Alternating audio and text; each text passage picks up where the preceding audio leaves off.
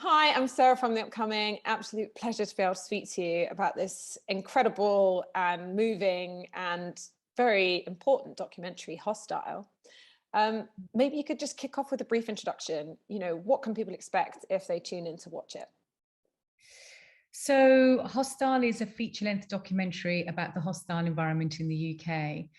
The film really centres around four participants from the Black and Asian community, and it really follows their lives around over about a year period, and it goes into the details of what it's like to live under a hostile environment in the UK, what that means to them, and the ramifications it has on their lives and their livelihoods. And it's your first feature-length documentary. So maybe you can just talk us through kind of the genesis of this project. Where did it all begin and how did you come to want to make a documentary about this very specific topic? Yeah. Well, I guess the genesis of the project came about because of the pandemic. I mean, unfortunately, the pandemic was and has been so terribly difficult for so many people. And I think for myself, it kind of changed me significantly. When the pandemic struck, I became to reflect deeply on my own childhood and my own upbringing, and how in my own community as a child, local community was everything to us. And when that happened, it took me right back to being that 5-year old living in my community, in my hub.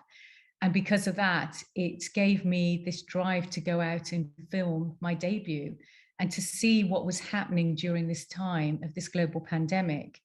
And initially, I went out to make a film about how migrant communities were existing during this time. And that idea led me to the film I've made Mm. and distributed today. And how long did all that process take? And it kind of, yeah, centers around the four pillars of the different participants, subjects that you found. So, I mean, where did you even begin trying to find people, that would be willing to kind of go on camera and speak to you, and then kind of piece it together into the narratives that you've created? Hmm. I guess it started really at the end of March. Unfortunately, when I started thinking about this idea, I got COVID. And then when I came out of COVID, I broke my ankle. So during my prep, I was really out, I couldn't do much. So I started gathering user generated footage at that time. I started to get to know people remotely online, which kind of worked because there was a pandemic. So I guess it started then. We started filming in May, in earnest, and that went on for over a year of filming. And I knew there was an immediacy about this story. I had to get this story out there. So as we were filming, we were researching, we were sort of figuring out the storyline. And I guess Daksha and Paresh were my opening to my story. Two participants who were working in Brent. They had a food bank called the Community Response Kitchen. And it was through them that I learned about the hostile environment and no recourse to public funds. And they led me on to the students to Farouk, and Farouk to Anthony. So each participant really led me on to the next with the story as it was unfolding. So the whole production, from prep to production to post, lasted around 18 months. So it was a pretty intense time during the global pandemic to be doing my debut and to be making the film and getting it out there. Mm. And what's really interesting about the film, though, as well, is that, of course, it's, centering on the present moment. In fact, even some of the things it's referencing are happening in real time. But then it also reaches back and finds all these points back in our history, even going back, to the British Empire, colonialism, through to the Windrush, through the partition of India, that actually do have a relevance to exactly what's happening today. So was that something you were kind of discovering as you were filming how you needed to bring in all these elements, and how do you decide kind of how broad your scope should be in order to kind of really make it all make sense, for people who perhaps it seems a bit impenetrable what the situation is with immigration at the moment in this country? Yeah, and as I said, as I was filming and learning about the hostile environment, I started questioning, why is this happening? Why now? How is this happening? And the more I questioned, the more I wanted to learn about history. And that's where I went back to Empire and what happened during that time, post-Empire, when people were coming here from India, from Jamaica, to make a better lives for themselves. only to find out decades later that they didn't have the right paperwork to stay in this country. So I needed to thread in those different narratives to kind of broadly understand why we're in the position we are in today. And I guess that also came to the forefront with the Brexit campaign. 2015 and 2016, all of the campaigning was around the migrant story and the migrant issue. Go home, take back control. And I think all of that language and narrative fed into this hostility that was growing in our country. So divide and rule, empire, colonization, Brexit, these are big themes to cover. But I felt that they were so urgently need to really understand why we're in the position today. So the history of the hostile environment didn't just start in 2012 with Theresa May. It's been going on for decades and decades of legislation, policy, and also history, the history of our country and the history of our treatment of migrant communities. So it felt like it was needed. And as a filmmaker, I wanted to make this narrative about present day, but also relatable to historical events, and then make my assumptions as to what might happen in the future. And in that sense, like I sort of guess, sort of naively think of myself as someone who is quite educated on this topic and, would be very pro immigration, but I'm watching it and I'm thinking there's loads of things that I didn't know, or I've definitely felt like the media headlines and kind of rhetoric that I've read has definitely made me not see things exactly as they are. For example, knowing that it's not just been Conservative policy that's actually added to this issue. There was also New Labour in that period of time. I was very ignorant of that. Or for example, during the Brexit campaigns, how much it was sort of, you were made to feel that immigrants were able to access the health service, access benefits, when of course, that's just clearly not the case. So is it almost a process of re-educating people? And how much do you think the media can be put to blame for the sort of false impression people have of what the situation is here? I think there are two very, very important questions there. We're questioning the media and journalism. I felt that during this process, I almost became a journalist. I was investigating all of these different threads and coming to my own conclusions and putting them into a film. And so I feel that media have been scared in the past to put these threads together, to connect the dots in order to inform us as the public as to what's really happening. And I feel that with scapegoating and divide and rule and blame culture was really campaigning around Brexit, was really the main campaigning device around Brexit. And I felt that divisiveness just fractured our society more. Whereas actually, if we focused on the similarities that we have in our society, then we realize that actually there is more similarities between our communities, and actually with greater understanding and focusing on those similarities, Brexit may not have happened. The Brexit campaign was all about the migrant story and the divisiveness around that. They're here to take our jobs. They're here to sponge. They're here to take from us. And actually, as you rightly pointed out, none of that is happening. When migrants come here, they're exposed to no recourse to public funds, which is a condition that's placed on their visas, which means they cannot access certain benefits.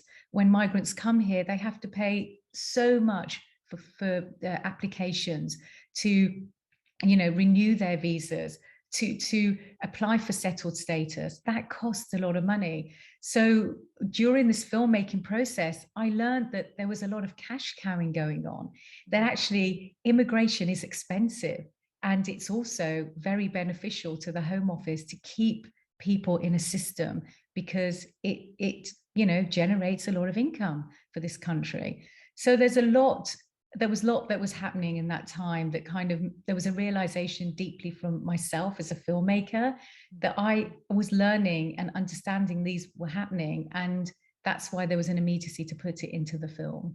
Mm. And, how did your own personal history kind of feed into the motivation for wanting to make the film? And, But how was it also eye-opening for you, perhaps, speaking to these subjects? Did you discover that actually the situation was even worse than you could have imagined? Yeah, I think my family history really is in the seed of this film and the idea. And my parents were both survivors of the partition of India and Pakistan. My mom was a refugee. She walked for 16 days, around 180 kilometers. And her journey of where she lived in old India and walked to new India and then resided in a mud hut, and they lost everything. And it was in that village, not far from that village, she met my father. He came to England first because he didn't have enough money to bring my mom. And when he came here, he actually slept on the streets for a couple of nights before somebody took him in and gave him an opportunity. So my parents struggled. My mom came several years later to join my father, and when she joined him, they had 10 children. So they built a life for themselves. They were factory workers. They ran a convenience store. And so they were really in the hub of the community. And I saw that as a child, and that was around me. When my father died when I was 5, my mom was left as a single parent to rear 10 children. English wasn't her first language. She struggled immensely to provide for us. So those early memories were really the seed of the idea for Hostile. And the motivation for continuing to get this story out there is because of my own lived experiences. And as I was filming, Daksha and Paresh could be my father and mother, Farouk, my brother, Anthony, my cousin, everybody in the film, the students, my nephews, it felt like I was filming my community, my family, and the people I grew up with. So it's a deeply personal project for me as a filmmaker, and especially for my debut. It's just deeply personal.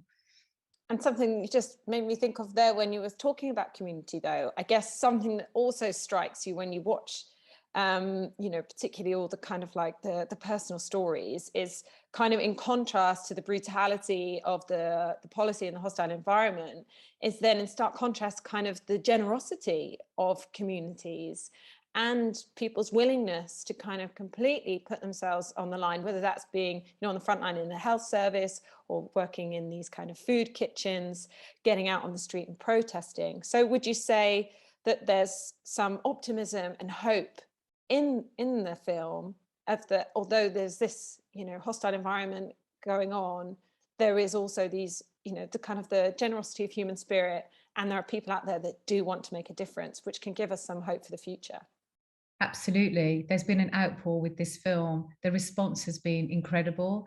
And it's been an outpour from people from different backgrounds, different socioeconomic groups, different nationalities, because the thread of all of that outpour is that we want to come together as a society to build a fairer society for us all. And I think now what's happening with the Nationality and Borders Bill and the police bill is that we're seeing now how that hostility is not only targeting migrants, it's targeting all of us. Mm-hmm. So, I feel like there is a moment in history now where different organizations are coming together, whether it's Black Lives Matter, whether it's Extinction Rebellion, whether it's Kill the Bill. Lots of organizations are coming together as a united set of organizations to try and change policy. Grassroots organizations are coming together. Individuals are talking. There's a moment in history now where I feel that we can change for good, change policy for good, and increase the awareness together, because I think people are waking up to what's happening and people want a fairer society. Absolutely. And I feel that there is a moment in time now that we all can make a big difference. And I'm hoping with this film that this will start the dialogue at grassroots level, start conversation, raise awareness, and for organizations to use the film as a toolkit to get this message out there that actually we want a fairer society for all, and we're going to get that. And I'm positive that that will happen. I really am. One moment in the film, which I think is particularly shocking, is where the local MP or councillor is talking to Boris Johnson and explaining, but the pandemic, people can't do the jobs they're supposed to be doing, and they have no recourse to public funds. And it's so clear that he has no idea what he's talking about.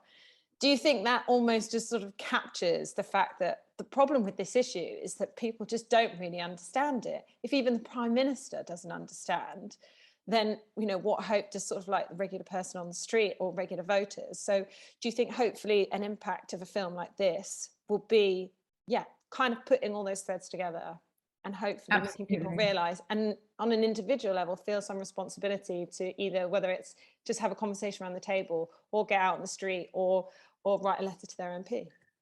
Absolutely. I think the Home Office make applications and the whole process around applications very complex. I've seen the applications myself, and for somebody that English isn't in their first language, it's really difficult to understand the whole system. I think with Prime Minister Boris Johnson, he's never met anyone that suffers from no recourse to public funds. So my aim with this film is to get this in front of MPs on the left and the right, for them to start talking, and also in front of the Home Office and indeed the Prime Minister, for him to watch the film and to meet somebody on the ground that's suffering from no recourse to public funds. It will help him have greater empathy and understanding. I think in terms of us and our responsibility and what we can do, absolutely. People can go to our website at hostiledocumentary.com.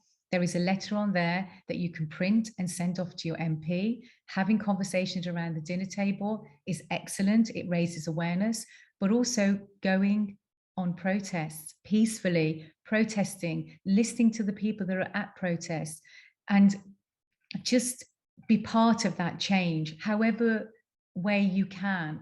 Just be part of that change.